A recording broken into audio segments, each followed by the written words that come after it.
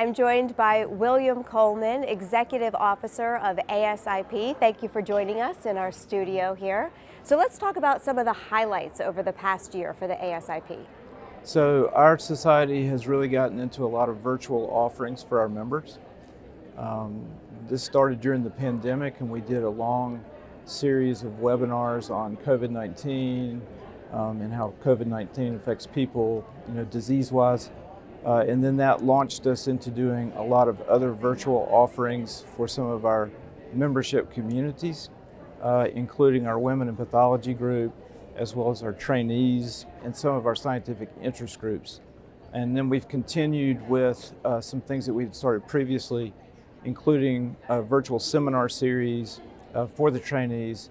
All of these initiatives have been aimed at keeping the membership engaged all year round, instead of just once a year at the meeting.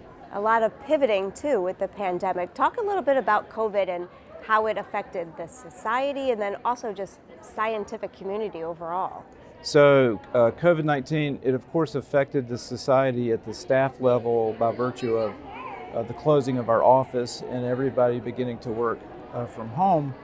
But we certainly proved that we could accomplish our missions, our various missions, including publishing our journals and putting together our meetings and doing just general governance of the society rather effectively.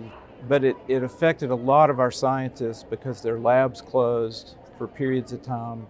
A lot of the trainees got behind on their research and those sorts of things. And so I think that, once the universities and the industry and the biotech companies began to deal with the pandemic and put into place mitigation factors so people could get back to work, it was a real relief for our members.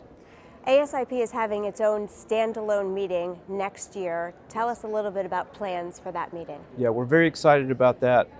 We've done some standalone meetings in the past, and they're smaller, but they're very focused, and there's a lot of interaction, a lot of opportunities for networking.